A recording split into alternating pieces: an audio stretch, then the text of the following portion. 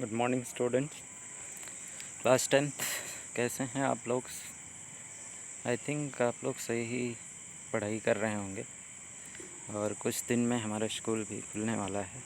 तो I hope सभी लोगों को जो है प्रीवियस चैप्टर समझ में आया होगा। हम कुछ न्यू टर्म्स टेक्नोलॉजी के साथ जो है नया चैप्टर स्टार्ट करने चल रहे हैं, जिसका इम्पोर्टेंस आगे क्लासेस में काफ़ी ज़्यादा है, जिसमें कि हम chapter 4 carbon and it's compounds को कई जो है टर्म में कंप्लीट करेंगे। तो इसके कई क्लासेस होंगी।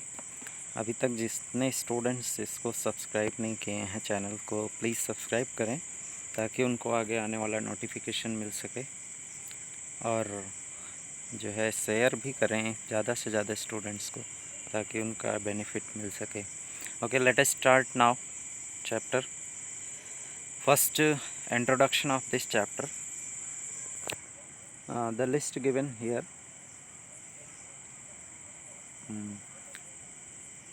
illustrates the importance of carbon compounds in our daily life।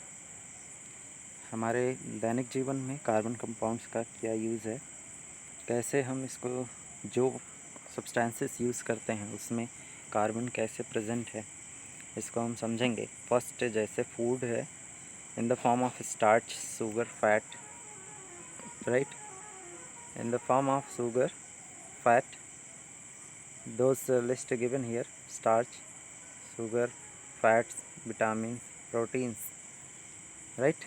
तो इनका जो है ये इन फॉर्म में अवेलेबल होता है।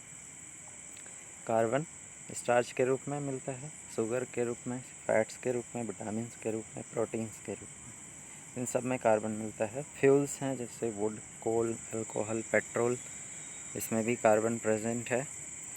फ्यूल्स जैसे हम बात करेंगे यहाँ पे, तो फ्यूल डिफरेंट टाइप्स के होते हैं और उनका जो है कैलोरीफिक वैल्यू ज़्यादा या कम होता है। तो इस केस में जैसे अगर हम पेट्रोल की बात करें, अल्कोहल और कोल, ये सब एग्जांपल्स हैं जिसमें ये कार्बन एंड इट्स कंपाउंड है, right. Household and commercial articles, paper, soap, cosmetics, oil paints, इन सब में भी कार्बन प्रेजेंट होता है। कार्बन एक नॉन मेटल है, जैसे कि प्रीवियस चैप्टर में आप लोगों ने पढ़ा था। This is a non metal which exist in different form. इसके कई आइसोटोप्स भी होते हैं, जैसे डायमंड है, ग्रेफाइट है और बकमिंस्टर फुलरेन है 660। ये सभी आइसोटोप्स हैं कार्बन के। तो इस तरह से हम ये मान सकते हैं कि कार्बन कई जगह पर प्रेजेंट होता है। ड्रग्स है और डिसइंफेक्टेंट्स है, penicillin, quinoline, aspirin, textile fibres, cotton, wool, silk, linen, rayon, nylon, इन सब में भी प्रेजेंट होता है।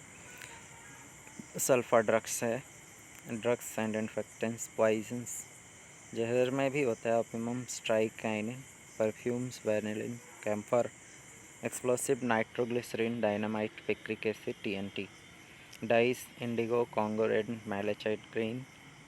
वॉर गैसेस में, जो युद्ध में इसका इस्तेमाल होता है, ठीक, कहाँ पे होता है इसका? युद्ध में होता है, जैसे कि आप जानते होंगे वॉर्स में इसका मस्टर्ड गैस, क्लोरोप्रेशन, लिविसाइट, ये सब जो है कुछ सब्सटेंसेस हैं जिसमें कार्बन का यूज़ होता है। ओके, तो नेक्स्ट अब हम आगे बढ़ते हैं। ये इंट्रोडक्शन था जहाँ पे कार्बन और इसके कंपाउंड्स प्रेजेंट होते हैं।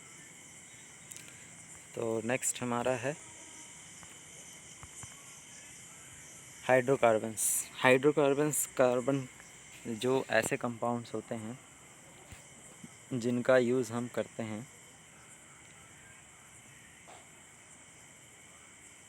कहाँ पे करते हैं? डिफरेंट टाइप्स में कंपाउंड्स, डिफरेंट टाइप्स के कंपाउंड्स होते हैं जिसमें कार्बन और हाइड्रोजन प्रेजेंट होता है, राइट। तो कार्बन और इट्स कंपाउंड्स में इसका यूज किया जाता है मेनली, जो हम आपको यहाँ पर बताएंगे डिफरेंट टाइप्स के कंपाउंड्स कौन कौन से हैं। डिफरेंट टाइप्स के जो कंपाउंड्स हैं ये डिफरेंट टाइप्स के हैं, जैसे लाइक हाइड्रोकार्बन्स में फर्स्ट है organic compounds, hydrocarbons and compounds derived from hydrocarbon, bonding in carbons, covalent bond, hydrocarbons compound containing carbon and hydrogen C and H, यही मेन है पूरा ऑर्गेनिक कंपाउंड्स जो कि हाइड्रोकार्बन से डिराइव्ड होता है। Bonding in carbons, covalent bond. Covalent bond क्या है, अब हम इसको स्टडी करेंगे डिटेल में। कोवेलेंट बॉन्ड क्या होता है? Covalent bond is defined as the force of attraction arising due to mutual sharing of electrons. Mutual sharing of electrons किसके बीच? दो एटम्स के बीच होता है। जैसे ये दो एटम्स हैं हाइड्रोजन के, तो इनके बीच अगर इलेक्ट्रॉन की शेयरिंग होगी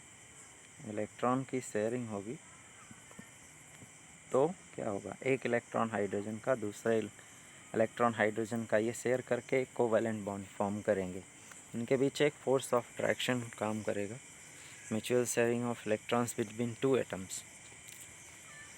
ठीक, इसको कोवेलेंट बॉन्ड हम बोलेंगे। इससे जो बॉन्ड फॉर्म होगा हाइड्रोजन हाइड्रोजन बॉन्ड, इसको कोवेलेंट बॉन्ड कहेंगे। म्यूचुअल शेयरिंग ऑफ इलेक्ट्रॉन के आपसी साझा से ये बॉन्ड फॉर्म होता है। सिमिलर एटम भी हो सकते हैं या डिसिमिलर एटम। ये सिमिलर एटम का एग्जांपल था, और डिसिमिलर एटम का अगर हम एग्जांपल लें यहाँ पर, तो डिसिमिलर एटम का एग्जांपल है जैसे हाइड्रोक्लोरिक एसिड। हाइड्रोजन के पास भी एक इलेक्ट्रॉन होता है, क्लोरीन के पास भी एक इलेक्ट्रॉन होता है, तो ये शेयर करते हैं, तो ये डिसिमिलर एटम है, मतलब डिफरेंट एटम है। हाइड्रोजन और क्लोरीन, इनके बीच जो बॉन्ड फॉर्म होगा उसको हम क्या कहेंगे? उसको कहेंगे कोवेलेंट बॉन्ड। HCl के बीच कोवेलेंट बॉन्ड फॉर्म होगा, right. Okay, mutual sharing of electron, main term यहाँ पर जो है म्यूचुअल शेयरिंग ऑफ इलेक्ट्रॉन, ये ध्यान रखेंगे। Which are counted towards the stability of both the participating atoms. When the two atoms combined by mutual sharing, when two atoms combined by mutual sharing of electrons, each of atoms does so in order to acquire stable configuration of nearest noble gas। इसको हम कैसे represent करते हैं? जैसे कि अभी हमने बताया आपको HCl, इस तरह से रिप्रेजेंट करेंगे। तो ये जो लाइन है ये क्या रिप्रेजेंट करता है? ये कोवेलेंट बॉन्ड को रिप्रेजेंट करता है। ओके, ये कोवेलेंट बॉन्ड को रिप्रेजेंट करता है। Compound form due to covalent bonding और कोवेलेंट कंपाउंड्स, ऐसे कंपाउंड जो कि क्या होते हैं? कोवेलेंट बॉन्ड फॉर्म होता है उनके बीच, उन कंपाउंड्स को हम कोवेलेंट कंपाउंड कहेंगे। For example HCl। HCl क्या है? कोवेलेंट कंपाउंड है, हाइड्रोक्लोरिक एसिड। अगर हम NaCl की बात करें, NaCl क्या होगा? ये कोवेलेंट होगा या आयनिक कंपाउंड होगा? ऑफ कोर्स ये आयनिक कंपाउंड होगा, क्योंकि ये आगे हम इस पर डिस्कस करेंगे। हमारा अगला टॉपिक यही है, ये आयनिक कंपाउंड कैसे है, क्योंकि इसमें इसके बीच आयनिक बॉन्ड फॉर्म होता है। और ये क्या है? Covalent bond. HCl hydrochloric acid क्या है? दोनों डिसिमिलर एटम्स हैं, इनके बीच बॉन्डिंग जो है ये शेयरिंग ऑफ इलेक्ट्रॉन से पता चल रहा है। इलेक्ट्रॉन शेयर कर रहे हैं तो साझा करके बॉन्ड बना रहे हैं, इसलिए ये क्या है? कोवेलेंट बॉन्ड है। और ये NaCl आयनिक बॉन्ड है, आगे डिस्कस करेंगे। चलिए नेक्स्ट अब हम आगे बढ़ते हैं। Properties of covalent compound. Covalent जो है बॉन्ड समझ में आ गया आप लोगों को, तो आगे बढ़ें। प्रॉपर्टीज़ ऑफ कोवेलेंट कंपाउंड्स क्या होता है, इनकी क्या प्रॉपर्टीज़ होती हैं? कोवेलेंट कंपाउंड्स जो होता है वो एग्जिस्ट नहीं करता है, do not exist as ions but they exist as molecules. ध्यान रखना कि ये कंपाउंड कभी भी आयंस के फॉर्म में नहीं एग्जिस्ट करेंगे। यहाँ पर हमारा एक क्वेश्चन है, अगर आप इसका आंसर जो है हमें कमेंट बॉक्स में लिख कर बताएं तो अच्छा होगा। क्वेश्चन ये है कि आयंस क्या है, what are ions, what are ions, ions क्या होते हैं, यही हमें बताना है कि आयंस क्या होते हैं। इसमें एक टर्म आया है जिसको हम समझेंगे कि आयंस क्या होते हैं। तो आयंस की डेफिनेशन ये होती है कि आयन जो होते हैं वो एक एटम होता है, पहले आइसोलेटेड एटम। यस, आयन का कॉन्सेप्ट हम समझ लेते हैं कि आयन है क्या, राइट। आयन का कॉन्सेप्ट समझते हैं। यहाँ पर देखिए, जैसे मान लीजिए एक एटम ए है, तो ये क्या करता है, इसके पास अगर इलेक्ट्रॉन है तो इलेक्ट्रॉन को डोनेट कर सकता है किसी दूसरे मेटल को, नॉन मेटल को। एक मेटल दूसरे नॉन मेटल को क्या करता है, अपना इलेक्ट्रॉन डोनेट कर सकता है। और दूसरा कॉन्सेप्ट ये है कि कोई भी जो मेटल है वो डोनेट करता है तो कोई एक्सेप्ट करता है। अगर मान लीजिए कोई नॉन मेटल है, वो क्या करता है, इलेक्ट्रॉन को एक्सेप्ट करता है। तो जो डोनेट करेगा उस पर एक पॉजिटिव चार्ज आएगा, और जो एक्सेप्ट करेगा उस पर एक नेगेटिव चार्ज आएगा। उस पर क्या आएगा, नेगेटिव चार्ज आएगा, राइट। उस पर एक नेगेटिव चार्ज आएगा। नेगेटिव चार्ज आएगा तो वो क्या करेगा, वो इलेक्ट्रॉन को एक्सेप्ट करेगा। इलेक्ट्रॉन को एक्सेप्ट करने के कारण उस पर लोन पेयर आता है। लोन पेयर आने की वजह से उस पर नेगेटिव चार्ज आ जाता है, राइट। उस पर कितना चार्ज आएगा, 1 नेगेटिव चार्ज। इसको हम डिफरेंट कलर से दिखाते हैं, जैसे बी, नेगेटिव चार्ज। क्यों, क्योंकि इसने एक इलेक्ट्रॉन को एक्सेप्ट किया। एक एग्जांपल के थ्रू और समझते हैं तो ज़्यादा इजी होगा। जैसे Na सोडियम एटम है, राइट। सोडियम के पास एक इलेक्ट्रॉन है, इसने अपना एक इलेक्ट्रॉन किसी दूसरे एलिमेंट लाइक क्लोरीन को दिया। तो क्लोरीन पर जब एक इलेक्ट्रॉन गया तो इस पर एक नेगेटिव चार्ज आया। तो यहाँ पर एक फॉर्म हुआ, ये कैटायन फॉर्म हुआ। ए प्लस जो फॉर्म हुआ ये कैटायन फॉर्म हुआ, इसको हम कहेंगे कैटायन, और इसको कहेंगे एनायन। इस तरह से कैटायन और एनायन का फॉर्मेशन होता है, ओके। तो ये आयन का कॉन्सेप्ट है। आयन 2 टाइप्स के होते हैं, एक पॉजिटिव चार्ज जिसको हम कैटायन कहेंगे, और दूसरा नेगेटिव चार्ज जिसको हम एनायन कहेंगे, okay. So the covalent compounds do not exist as anion. तो ये कभी भी आयन में एग्जिस्ट नहीं करता, इस प्रकार का केसेस कोवैलेंट कंपाउंड में नहीं होता है। But they exist as molecules like H2, molecules के फॉर्म में एग्जिस्ट करता है। इसी तरह से और अगर हम दूसरा देखें तो Cl2, क्लोरीन, ये भी क्या है, सिमिलर एटम के बीच बनता है। तो ये मॉलिक्यूल्स हैं, मॉलिक्यूल्स है, दो या दो से ज़्यादा जो है दो या दो से ज़्यादा जो एलिमेंट होंगे वो कंबाइंड होते हैं तो मॉलिक्यूल फॉर्म करते हैं। एक एटम दूसरे, एक एलिमेंट दूसरे एलिमेंट से कंबाइंड होगा तो मॉलिक्यूल्स फॉर्म करेगा, ओके। तो यहाँ पे ये हमने समझा कि कोवैलेंट कंपाउंड्स जो हैं वो आयंस के फॉर्म में एग्जिस्ट नहीं करते हैं, लेकिन वो किस में एग्जिस्ट करते हैं, मॉलिक्यूल्स की फॉर्म में एग्जिस्ट करते हैं।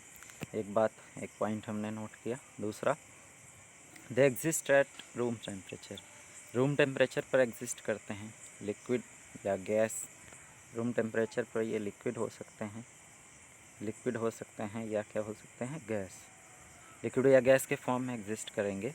इसमें से कुछ कंपाउंड हैं जो सॉलिड स्टेट में एग्जिस्ट करते हैं, ठीक। रूम टेम्परेचर पर ये लिक्विड या गैस में होंगे।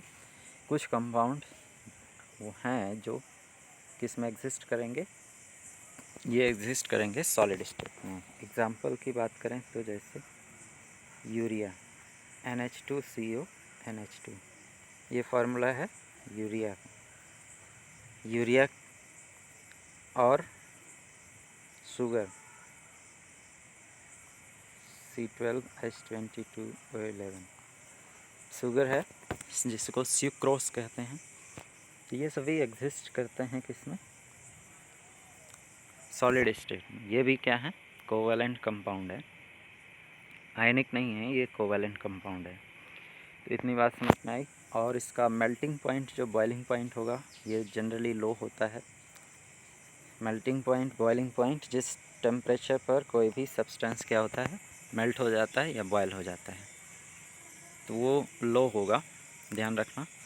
ये जनरली इनसॉल्युबल होते हैं, इनसॉल्युबल या लेस सॉल्युबल होते हैं वाटर में या अदर पोलर सॉल्वेंट में, ठीक है। These are poor conductors of electricity. ये इलेक्ट्रिसिटी के जो है इसमें कंडक्ट नहीं होती है ऐसे कंपाउंड में, पुअर कंडक्टर्स हैं डिज़ोल्व स्टेट में या फ्यूज्ड में। अब और तीसरी बात यह है कि जो कोवैलेंट कंपाउंड है, कोवैलेंट जो बॉन्ड है वो लोकलाइज्ड होता है nuclei of atoms. It is directional in nature. इसकी एक इम्पॉर्टेंट प्रॉपर्टीज़ है, ये डायरेक्शनल नेचर में होते हैं। ये डिफरेंट वेज में फॉर्म होता है कोवैलेंट कंपाउंड। जब बॉन्ड फॉर्म होता है bye mutual sharing of one pair of electrons, इसको हम सिंगल कोवैलेंट बॉन्ड कहेंगे, या सिंपली हम इसको क्या कहेंगे, single bond. When a bond is developed due to mutual sharing of more than one pair of electron, it is termed as multiple covalent bond. तो ध्यान रखना, जब एक बॉन्ड होगा इसके बीच तो ये क्या होगा, ये सिंगल कोवैलेंट बॉन्ड होगा, ठीक है। इसको सिंगल बॉन्ड कहेंगे या सिंगल कोवैलेंट बॉन्ड कहेंगे जब इसमें एक इलेक्ट्रॉन पेयर शेयर होगा किसके, हाइड्रोजन और क्लोरीन के बीच। ऐसे ही दूसरा एग्जांपल लेते हैं, जैसे कार्बन है, तो कार्बन के बीच दो इलेक्ट्रॉन पेयर की शेयरिंग होती है, कार्बन कार्बन के बीच या कार्बन ऑक्सीजन के बीच, सेम केस। तो ये क्या करते हैं, मल्टीपल बॉन्ड फॉर्म करते हैं, डबल या ट्रिपल बॉन्ड फॉर्म करेंगे। इसको हम मल्टीपल कोवैलेंट बॉन्ड या क्या कहेंगे, डबल कोवैलेंट बॉन्ड या ट्रिपल कोवैलेंट बॉन्ड फॉर्म करेगा।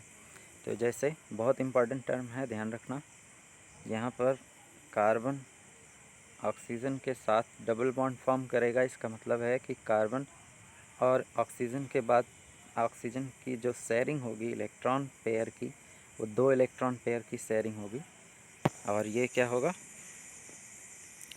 डबल बॉन्ड फॉर्म करेगा। और जब कार्बन और नाइट्रोजन या कार्बन कार्बन के बीच तीन इलेक्ट्रॉन पेयर की शेयरिंग होगी, तो वो ट्रिपल बॉन्ड फॉर्म करेगा। इसका मतलब है कि कार्बन 3 इलेक्ट्रॉन पेयर को शेयर करता है, ये ध्यान रखना, 3, तो ट्रिपल बॉन्ड फॉर्म होता है। यहाँ तक हमने समझ लिया कि सिंगल बॉन्ड क्या होता है, डबल बॉन्ड क्या होता है, covalent bond, triple covalent bond क्या होता है। तो ये सब प्रॉपर्टीज़ हैं कोवैलेंट बॉन्ड की, कैसे पेयर्स ऑफ इलेक्ट्रॉन शेयर होते हैं और कौन से टाइप के कंपाउंड बनाते हैं, किस टाइप के कोवैलेंट बॉन्ड फॉर्म करते हैं। टाइप्स ऑफ कोवैलेंट बॉन्ड्स यहाँ पर हम देखेंगे। फर्स्ट एग्जांपल्स कुछ, जैसे पहला है यहाँ पे क्या है, सिंगल बॉन्ड में हाइड्रोजन मॉलिक्यूल्स, इसका तो हमने एग्जांपल देख ही लिया। ये कैसे फॉर्म करता है, हाइड्रोजन एक pair of electron, single pair of electron share करता है, साझा करता है, और ये हाइड्रोजन क्या बनाता है, सिंगल कोवैलेंट बॉन्ड बनाता है। तो ये है आपका क्या, सिंगल बॉन्ड हाइड्रोजन के बीच फॉर्म हो रहा है। इसी तरह से ये सिमिलर एटम के बीच फॉर्म हो रहा है, हाइड्रोजन दोनों सेम हैं। डिफरेंट की बात करें तो यहाँ पर डिफरेंट अगर हम लें तो इसकी जगह हम ले सकते हैं Cl, ठीक है, क्या ले सकते हैं, क्लोरीन ले सकते हैं। तो क्लोरीन यहाँ हम Cl लिख सकते हैं। ये डिसिमिलर एटम के बीच क्या होगा, डिसिमिलर एटम के बीच कोवैलेंट बॉन्ड होगा, सिंगल बॉन्ड होगा। एक इलेक्ट्रॉन हाइड्रोजन का, एक इलेक्ट्रॉन क्लोरीन का, या यूँ कह सकते हैं एक इलेक्ट्रॉन हाइड्रोजन का, एक इलेक्ट्रॉन दूसरे हाइड्रोजन का शेयर करता है, तो ये सिंगल कोवैलेंट बॉन्ड फॉर्म करता है। So hydrogen atom has only one electron in its outermost shell, which requires one more electron to acquire the nearest noble gas configuration of helium. जैसे 1s2, इसके nearest कौन सा है? Hydrogen के बाद दूसरा एलिमेंट हीलियम है, तो इसीलिए यहाँ पर इसके नियरेस्ट जो नोबल गैस कॉन्फ़िगरेशन होगा उसको ये अटेंड करेगा, स्टेबल होगा। इसी तरह से अगर हम क्लोरीन की बात करें तो क्लोरीन के नियरेस्ट ये 7 है, तो 8 इलेक्ट्रॉन ऑक्यूपाई करेगा। 17 है इसका एटॉमिक नंबर, तो 18 यानी इसके नियरेस्ट कौन सा है? आर्गन। इस आर्गन का फुल होता है, इसका पूरा इलेक्ट्रॉन फुल होता है। लास्ट सेल में 8 होते हैं, जबकि क्लोरीन के लास्ट सेल में 7 होते हैं, 7 इलेक्ट्रॉन्स होते हैं। तो ये अपने nearest noble gas configuration argon को क्या करेगा? अटेंड करेगा। इस तरह से ही कोई भी एटम अपना स्टेबलाइज होना चाहता है इलेक्ट्रॉन को शेयर करके या ट्रांसफ़र करके। अभी आगे हम पढ़ेंगे आयनिक बॉन्ड्स में क्या होता है। तो क्लोरीन मॉलिक्यूल्स, क्लोरीन के पास हमने बताया अभी 7 बैलेंस इलेक्ट्रॉन होते हैं। क्या होते हैं? 7 बैलेंस इलेक्ट्रॉन होते हैं। और each chlorine atom requires one more electron to acquire nearest noble gas configuration like argon. Argon का कॉन्फ़िगरेशन क्या है? 288। ये आर्गन का कॉन्फ़िगरेशन है। 18 होता है आर्गन का एटॉमिक नंबर, ठीक है।